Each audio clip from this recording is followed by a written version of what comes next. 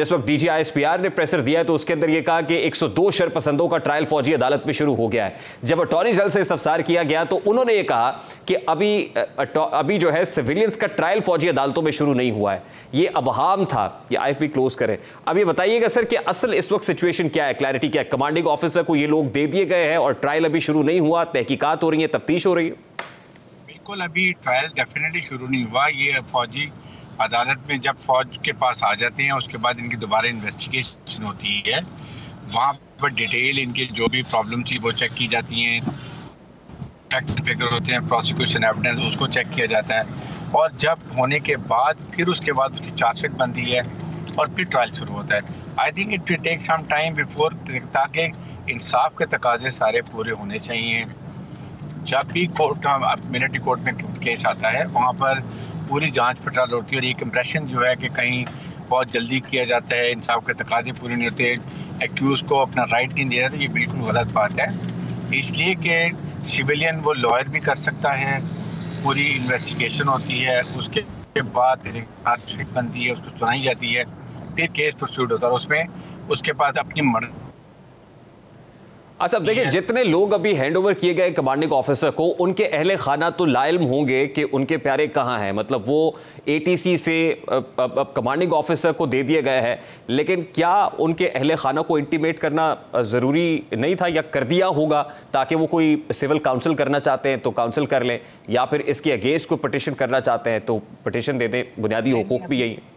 देखें, अभी सारा उनको बिल्कुल बताया जाएगा, एक्यूज को बताया जाएगा कि ये आपके राइट्स हैं, आपको लॉयर अपनी मर्जी का न्याय है, फिर उनके साथ उनकी लवाकिन से मिलवाया भी जाएगा। ऐसी कोई नहीं खुदा न खासा बात है कि कोई उन्होंने कि आप उनको मिलवाएंगे नहीं। कोर्ट केस तो जो भी है कानून के मुताबिक टाइम होता है, कितने दिन बाद उनकी मुलाकात भी हो सकती है, उसके बाद उनको चार्जशीट जो दी जाएगी वो बताई जाएगी, और उसके बाद उनको राइट दिया जाएगी कि आप अपना लॉयर बताएं किसको आप हायर करना चाहते हैं, वो भी वो कर सकते हैं। और सेकंड, जबकि ये सिर्फ होता है कि स्पीडी ट्रायल होता है इसके अंदर, इसमें सिविल ट्रायल की जगह ये नहीं कि 6, 7, 8 साल लग जाते हैं केस को चलते हुए, 2-2 महीने की डेट्स एक स्पेसिफिक टाइम दे दिया जाता है कि 3-4 महीने में, या डिपेंडिंग ऑन द केस की कितनी नौयत किस तरह की है उस हिसाब से उसको टाइम देते हैं। और फिर उसके बाद उसको फिर हक होता है कि वो आगे जाके हाई कोर्ट में या सुप्रीम कोर्ट ऑफ पाकिस्तान में, दोनों में उसको रेमेडी होती है, वहाँ भी वो कर सकता है। तो ऐसी कोई बात नहीं, सिर्फ इट द मैटर इज कि एक्सपेडाइट किया जाए, बाकी तमाम इंसाफ के तकाजे पूरे किए जाते हैं। आपके सामने जब ICJ में गुलबचन यादव को सजा वो केस हुआ था उसका, जब ICJ में केस गया था तो वहाँ पर उन्होंने कोई एक भी ऑब्जर्वेशन नहीं निकाली कि डिफेंस को मौका नहीं दिया गया या प्रोसिक्यूशन को मौका नहीं दिया गया। तमाम बिल्कुल वहां पे भी काउंसलर एक्सेस का मामला था और वो काउंसिल एक्सेस भी कुलभूषण यादव के केस पे भी दे दी गई थी। वेंकटेश साहब, मेरा बड़ा सादा सा सवाल है, आज कोर्ट में भी बात हुई कि आर्मी एक्ट के किस सेक्शन के तहत कार्रवाई होगी, 21D या 2D2 के तहत होगी, तो ये इन दोनों सेक्शंस से मुतालिक अगर आप बता सकें कि अल्टीमेटली अगर इनमें से किस सेक्शन का इस्तेमाल करते हुए सिविलियंस को हैंडओवर किया जाएगा, ट्रायल होगा और फिर किसकी कितनी सजा बनती है?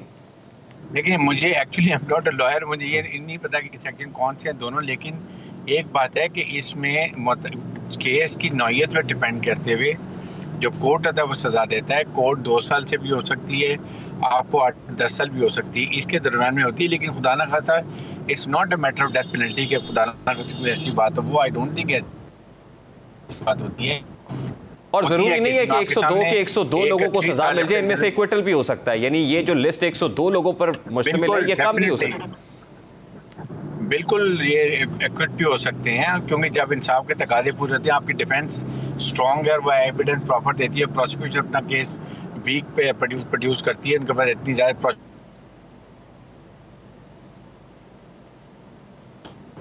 ठीक, बहुत बहुत शुक्रिया ब्रिगेडियर रिटायर्ड हारिफ हमारे साथ मौजूद थे। गुफ्तगू आपने सुनी, सिग्नल स्ट्रेंथ का थोड़ा सा प्रॉब्लम था। हमें हसन रजा पाशा साहब ने, chairman executive committee Pakistan bar council, उन्होंने भी ज्वाइन कर लिया।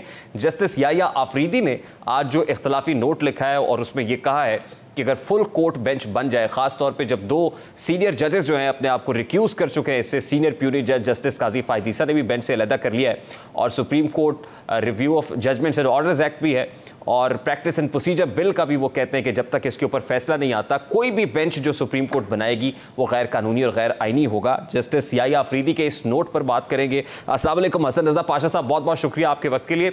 सबसे पहले तो ये फरमाइएगा कि जस्टिस याहिया अफरीदी ने जो नोट तहरीर किया है, इस नोट के बाद अब इस बेंच का इस मुकदमे को सुनना आपको लग रहा है कि फिजिबल होगा, या अब ये बेंच वाकई जैसे जस्टिस याहिया अफरीदी कह रहे हैं बेवकूफ़ हो जाएगा और बड़ा मुश्किल हो जाएगा कि कोई डिसीजन दे और फिर उसके ऊपर स्टैंड भी कर सके?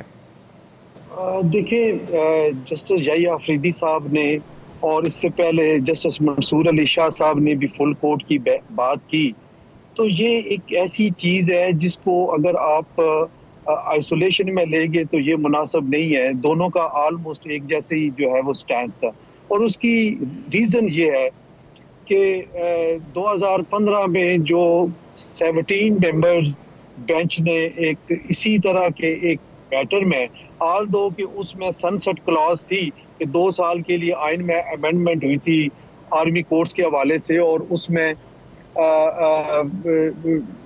बाई मेजॉरिटी यानी की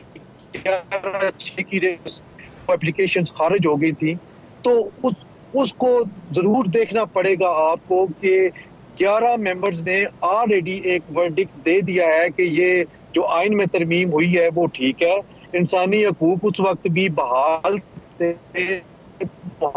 नहीं हुए थे, और जो फंडामेंटल राइट्स वाले आर्टिकल्स थे वो मौजूद थे, वो मुअत्तल नहीं हुए थे। उनकी मौजूदगी में 11 मेंबरान थे, उन्होंने आर्मी कोर्ट्स में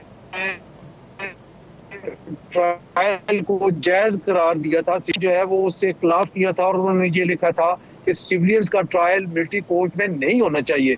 तो क्या देखना ये है कि क्या 6 मेंबर्स का जो आज जो बेंच काम कर रहा है, क्या इनका वर्डिक्ट ये डोमिनेट कर जाएगा उन 11 मेंबर्स पे?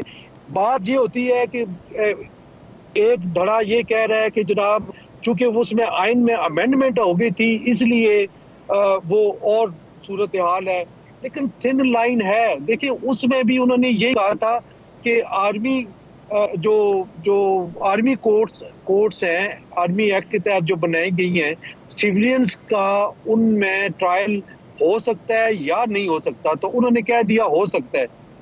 तो इसको आप बिल्कुल मैं समझता हूँ कि जस्टिस अफरीदी साहब और जस्टिस मंसूर अली शाह साहब, इनकी राय बिल्कुल ठीक है।